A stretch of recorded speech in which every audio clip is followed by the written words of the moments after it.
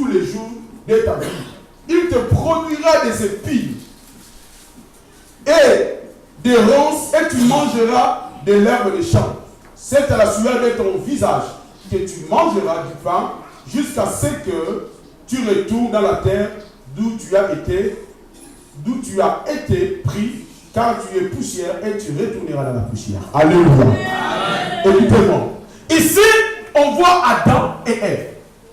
J'ai bien dit le thème que nous venons de commencer ce matin est le 4 raisons qui apportent des difficultés, les 4 raisons qui apportent la pauvreté dans nos vies.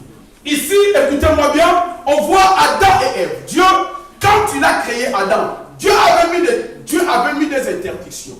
Dieu avait dit à Adam, moi ça me gêne. Dieu a dit à Adam, tu mangeras de tout, sauf du fruit de cet arbre qui est au milieu du jardin. Alléluia. Amen. Alléluia. Amen. Alors un jour, Adam n'était pas là. Il était au travail parce qu'il labourait le champ. Le serpent va venir tromper la femme d'Adam, Ève. Ève va manger le fruit. Et quand Adam va revenir de son champ, Ève va proposer ce fruit à son homme, à son mari Adam. Ève va dire à Adam, si tu m'aimes, je pense que tu peux aussi goûter ce fruit parce que Dieu nous avait interdit. Écoutez, quand le serpent est venu voir Ève, le serpent était tellement risé, il a dit à Ève, est-ce que Dieu vous a-t-il interdit de toucher cet arbre? Il attendait la réponse. Il attendait le développement de Ève. Vous savez, dans ce monde, nous avons des gens risés. Dans ce monde, nous avons le diable qui utilise des gens. Il y a des gens qui ont la connaissance d'une chose, mais il vient pour te dire est-ce que. Et quand il te dit est-ce que, il attend que toi tu développes le sujet afin qu'il y ait des problèmes. Alléluia. Amen. Voilà pourquoi, avant d'aller plus loin, je voulais dire à quelqu'un ce matin, quand tu es chez toi, quand tu es dans ton téléphone, si tu vois quelqu'un commencer à dire, quelqu'un qui commence à dire est-ce que, sois prudent. Amen. Ça veut dire la personne, il connaît déjà la chose, ou elle connaît déjà la chose, mais elle veut apprendre. Elle veut savoir ce qui sortira de ta bouche. Alléluia. Amen. Le serpent savait, il le savait, que si Ève et Adam mangent le fruit, ils mourront. Il avait la connaissance, il le savait. Mais il vient piéger Ève en disant est-ce que. Le est-ce que ce n'est pas bon? Non, tu n'as pas compris. Amen. Est-ce que le frère qu'elle a cédé, il est au courant, il sait, elle est au courant que le frère d'elle a engrossé, mais il vient te voir et dit est-ce que vous comprenez? Amen. Il le sait, mais il attend ce qui sortira de ta bouche, c'est ça qu'il prendra et il amènera partout. Moi je ne savais pas, mais Dorcas m'a appris que ceci. Alléluia. Amen. Ève va manger le fruit. Ève va manger le fruit. Après avoir mangé le fruit, elle va proposer ce fruit à son homme. Écoutez-moi, je veux que tu me suis, ne regardez pas ce qui rentre. Elle va proposer le fruit. Et Adam, quand il va arriver, qu'est-ce qu'Adam va faire? Écoutez ici. Qu'est-ce qu'Adam va faire? Adam va partager le fruit que Dieu avait interdit de manger avec sa femme. Ce qui veut dire Adam va pécher. Parce que bien aimé, c'est quoi le péché? Le péché est tout simplement une désobéissance consciente de la parole de Dieu. Alléluia. Amen. Le péché est tout simplement une désobéissance consciente de la parole de Dieu. À chaque fois que je parle du péché, j'aime que le peuple de Dieu me comprenne. Quand je veux parler ce matin de 4 raisons, la première raison qui nous apporte la pauvreté dans nos vies est le péché. C'est ça que tu vas écrire aujourd'hui dans ton cahier. La première raison, Dieu avait interdit, Dieu avait dit tu ne toucheras pas. Ils avaient la connaissance. Adam savait que Dieu lui avait dit tu ne toucheras pas à cette terre. Il avait la connaissance. La Bible dit ceci, mon peuple périt par manque de connaissance. Mais là, Adam n'avait pas une manque de connaissance. Il n'y avait pas une faute de connaissance. Il était conscient de ce qu'il faisait. Bien aimé, c'est grave quand tu fais quelque chose dont tu sais tu es conscient que ce que je suis tenté de faire nuira aux autres, ce que je suis tenté de faire, je suis en train de désobéir à Dieu, ce que je suis en train de faire, je suis en train de trahir l'autre, ce que je suis en train de faire, je suis en train de tuer l'autre. Bien aimé, c'est très dangereux. D'ailleurs, je vais vous dire une chose. Tout péché a sa conséquence. Dieu souvent pardonne quand l'homme n'a pas connaissance de ce qu'il fait. Mais quand l'homme sait ce qu'il fait, il y a une conséquence. Et qu'est-ce qui va se passer? Dieu va venir voir Adam et Ève. Adam et Ève, ils vont chercher à s'enfuir. Ils ne vivaient ni dans le jardin, mais ils ne savaient pas qu'ils étaient nus. Et Dieu n'allait pas laisser Adam et Ève nus toute leur vie. Dieu avait préparé un temps pour leur révéler. Dieu avait préparé un temps pour leur donner les habits. Mais ils ont précipité la parole de Dieu. Ils ont précipité la destinée de Dieu. Ils ont précipité la volonté de Dieu en péchant. Il y a des gens qui acceptent le péché à cause de papier. Il y a des gens qui acceptent le péché à cause de ne sais pas quoi. Ils veulent précipiter la volonté. Bien aimé, si tu veux quelque chose dans ta vie, ne cherche pas à le prendre frauduleusement. Attends le temps de Dieu. La Bible dit ceci. Même si ça prend du temps, elle finira par s'accomplir. Amen. Amen. Non, tu ne vas pas comprendre. Amen. Adam et Ève, qu'est-ce qu'ils vont faire? Ils vont précipiter. Est-ce que vous pensez que Dieu allait laisser Adam et Ève nus toute leur vie? Non, ils n'étaient pas des nudistes. Amen. Est-ce que vous comprenez? Amen. Ils n'étaient pas des nudistes. Parce que le Dieu que nous adorons n'est pas un nudiste. C'est un Dieu qui est tout habillé. Et Dieu n'allait pas laisser Adam et Ève comme ça. Mais il fallait un temps. Il devait attendre le temps de Dieu. Il ne devait pas écouter les serpents. Bien aimé, parmi nous, il y a des serpents. Dans le monde, il y a des serpents. Dans nos entreprises, il y a des serpents. Dans nos familles, il y a des serpents. Des gens qui viennent pour détruire.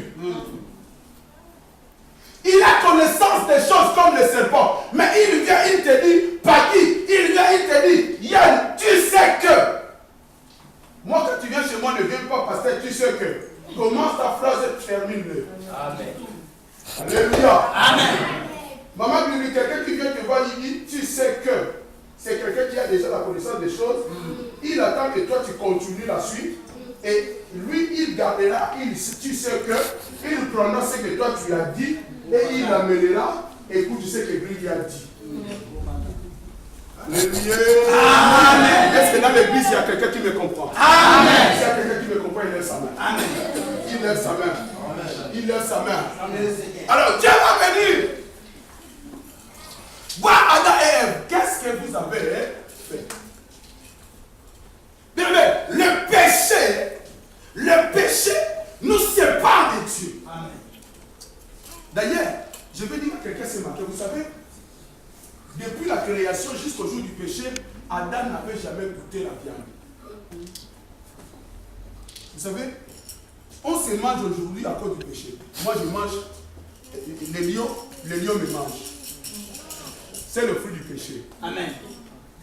Parce que si vous lisez dans la Bible, alléluia, amen. Si vous lisez dans la Bible, avant le péché, Adam était végétarien. Il ne vivait que de fruits. Parce que tu ne pouvais pas tuer l'animal que tu parles avec. Parce que vous devez savoir que dans le jardin, avant le péché, il y avait des animaux qui parlaient. Amen. Comment est-ce que tu peux tuer le tabac ou le mouton qui parle avec toi? Alléluia. Amen. La première personne qui a tué un animal dans le monde, dans le jardin, c'était lui-même Dieu pour couvrir la nudité de l'homme.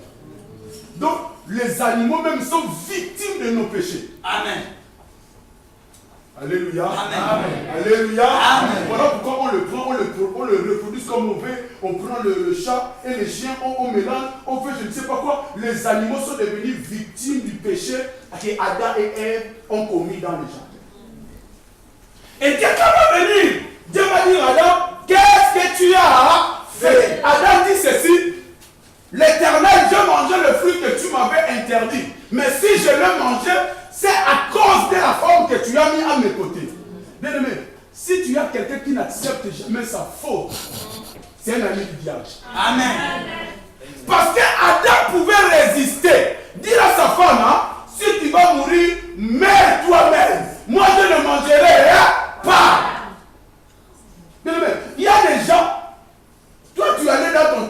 toi-même. Il te dit, je t'accompagne. Tu vas avec lui, quand les choses ne vont pas marcher, il commence à dire, oh, c'est toi qui m'as amené dans ces chemins-là. C'est moi qui t'ai amené. Est-ce que je t'avais pris dans la forme, tu viens avec moi?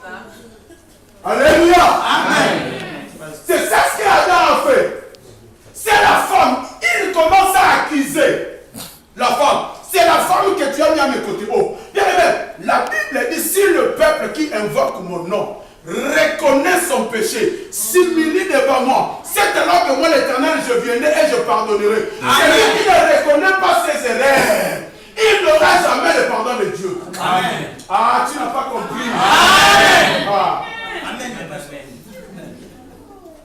Non, élève les mains avec moi. Amen. Vous savez, il y a des gens qui n'aiment jamais reconnaître leurs fautes. On l'a attrapé en train de voler la viande dans la marmite. Mais qu'est-ce que tu fais? Oh non, je suis en train de ranger la viande qui dépassait.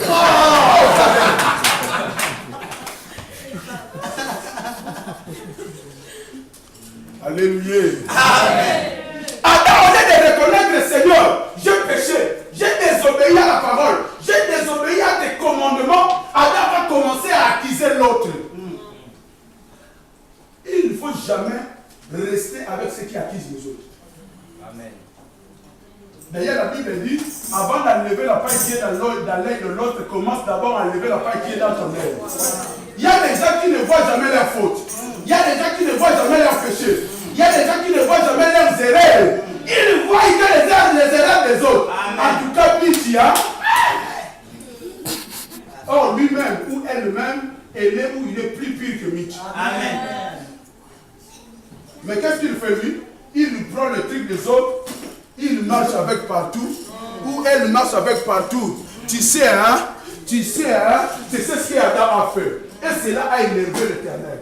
Si quand Dieu était venu, Adam avait reconnu sa faute. Seigneur, j'ai péché, pardonne-moi. L'Éternel est là à colère riche à bonté. Amen. Il allait pardonner. Amen. Mais la faute d'Adam, c'était quoi? Adam n'a pas voulu reconnaître la faute. Au lieu de reconnaître sa faute, au lieu de reconnaître ses erreurs, il prend tout, il le met dans la tête de la femme. Amen.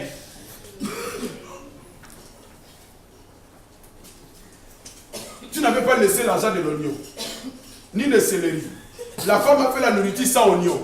Tu amènes ton pote à la maison.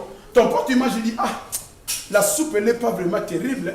Toi, tu dis, oh, ma femme ne sait pas cuisiner. Mais comment est-ce qu'elle pouvait bien cuisiner s'il n'y avait pas d'oignon? Est-ce que tu me comprends? Et Dieu va s'élever, Dieu va dire ceci. Comme vous avez désobéi à ma parole, écoutez ce qui va se passer. À partir d'aujourd'hui, je maudis le sol. Oh, Adam vivait dans l'abondance, il vivait dans la bénédiction. Le sol était béni. À cause du péché, Dieu va maudire le sol. Voilà la cause qui apporte des fois la pauvreté dans nos vies. À cause de ce que tu fais, à cause de ta façon de voir les choses, à cause de ta façon de marcher, à cause de tes caractères, Dieu a maudit le sol pour toi. Amen. Ce que tu sèmes ne donnera jamais le fruit. Donc la première cause qui apporte la pauvreté dans nos vies, c'est le péché. Et une fois, je vous avais expliqué que nous avons 3 types de péchés. Écoutez ici. Une fois, je vous avais expliqué que nous avons 3 types de péchés. L'homme ne pêche pas que contre Dieu. L'homme pêche contre l'homme d'abord. Quand tu fais du mal à quelqu'un, quand tu escroques quelqu'un, tu pêches contre cet homme. Voilà pourquoi la Bible dit d'ailleurs, si tu veux demander pardon à Dieu, va d'abord t'excuser auprès de celui que tu as fait du mal. Et voilà pourquoi Jésus même dit, pardonne nos offenses, comme nous pardonnons aussi à ceux qui nous ont offensés. Quand tu fais du mal à quelqu'un, tu pêches contre cet homme. Car le péché est tout simplement une désobéissance. Le péché est tout simplement une déviation. Le péché est tout simplement quelque chose qui est fait consciemment. Je te prends comme fiancé, mais je sais que je ne t'épouserai jamais. Mais toi, tu mets ton espoir. Toi, tu mets tes pensées. Toi, tu crois à mes paroles. Mais en moi, j'ai mon intérêt. Est-ce que vous comprenez? Dans le péché, c'est quand tu pêches sciemment, comme disent les Français, contre quelqu'un. Beaucoup entre nous pêchent contre les hommes. Et quand tu pêches contre ton semblable, quand tu pêches contre ton ami, quand tu pêches contre ton frère, avant d'aller voir Dieu, va d'abord t'excuser.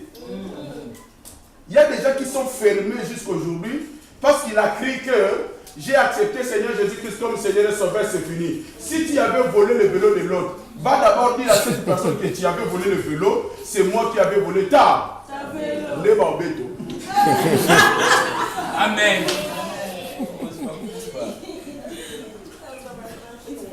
Si tu veux servir Dieu, si tu veux être un bon chrétien, si tu veux être une bonne chrétienne, tu dois savoir demander pardon. Même dans le couple. Un homme qui ne demande jamais pardon, c'est un homme qui marche dans les rêves. Une femme qui ne demande jamais pardon, c'est une femme qui est dans les rêves. Orgueil contre orgueil, c'est la guerre. La guerre, c'est l'explosion. L'explosion, c'est la séparation. Oh, moi, je ne demande jamais pardon. Ah. Qu'est-ce que la Bible dit? La femme doit se soumettre à l'homme. Vous savez, les hommes ont pris quelques versets. C'est pour ça, moi, vous savez, il y a des églises qui torturent des femmes. Hein. Quand une femme amène une gifle dans l'église, hey! Quand il met un pantalon, hey! Oh! Alléluia! Parce que la Bible dit que la femme doit se soumettre à l'homme. Mais écoutez, la Bible dit aussi ceci, que l'homme doit aimer sa femme. Or, si vous lisez dans le livre de Corinthiens, la Bible dit que l'amour ne trahit pas. Toi, tu trahis ta femme et tu veux que ta femme se soumette à toi? Soumission. C'est l'âme de l'homme. Bien aimé, écoutez, dans la mathématique, il y a un signe. Supérieur égale, inférieur égale. C'est ça? C'est supérieur, inférieur. Alléluia. Il y a ce qu'on appelle supérieur égal et inférieur égal. Personne n'est supérieur à l'autre dans le couple. Personne. Si ta femme doit se soumettre, toi aussi tu dois l'aimer. Si tu l'aimes, tu dois donner l'argent de la nourriture. Toi tu vas bouffer, tu laisses rien.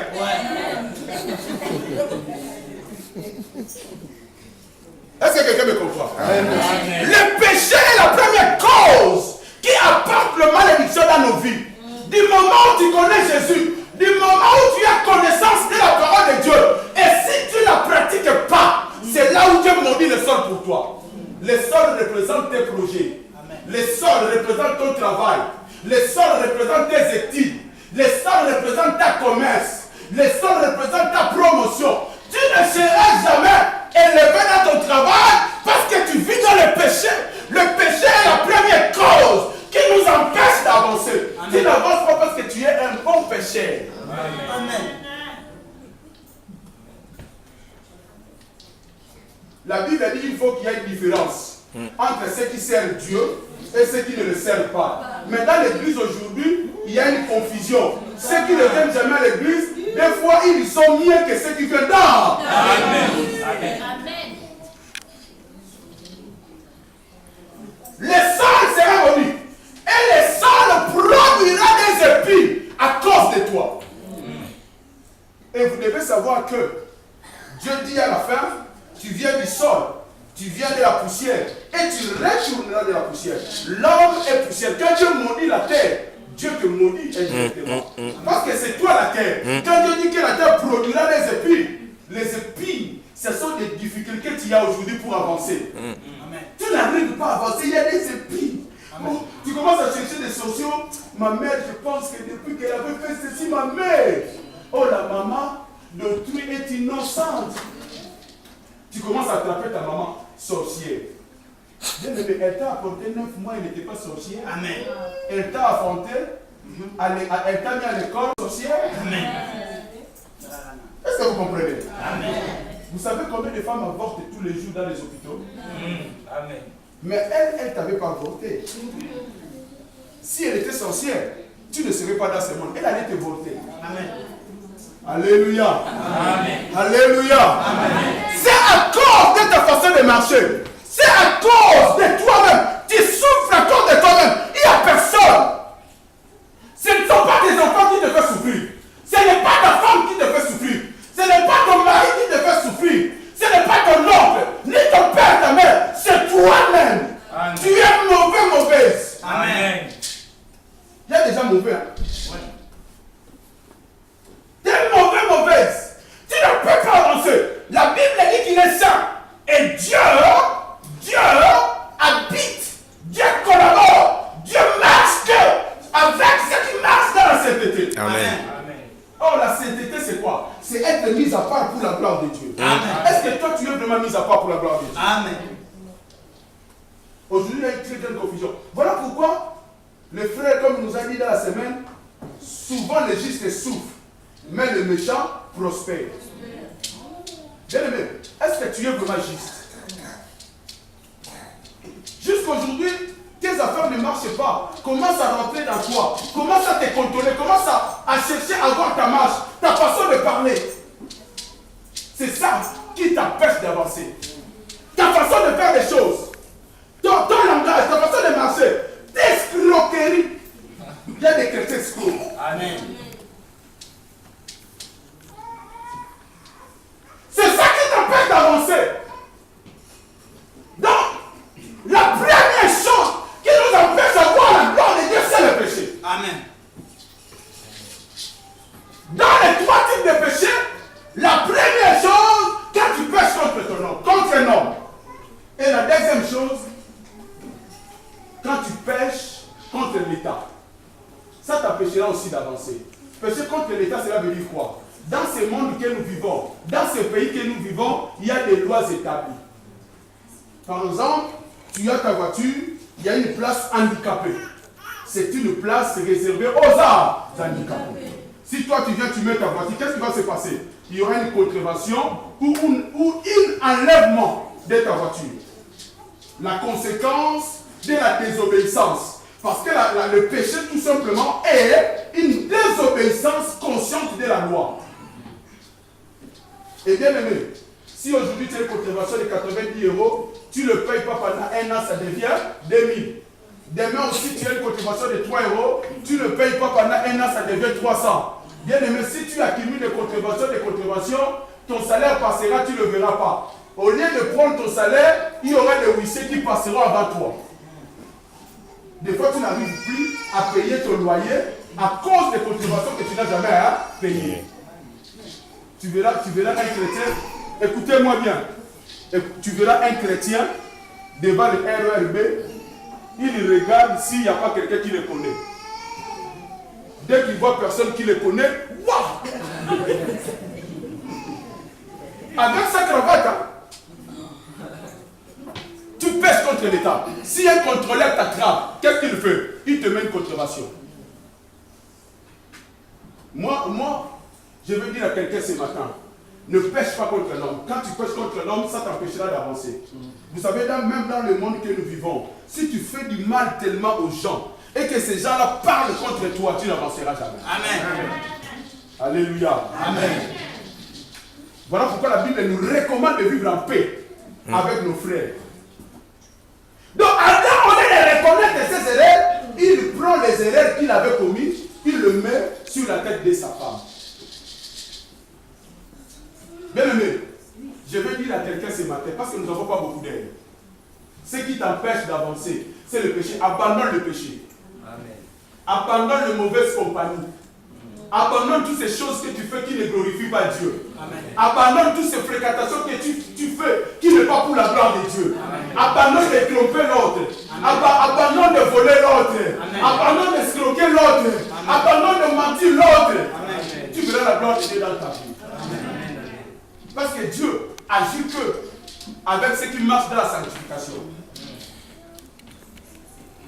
Alléluia. Amen. Lève ton doigt, prier.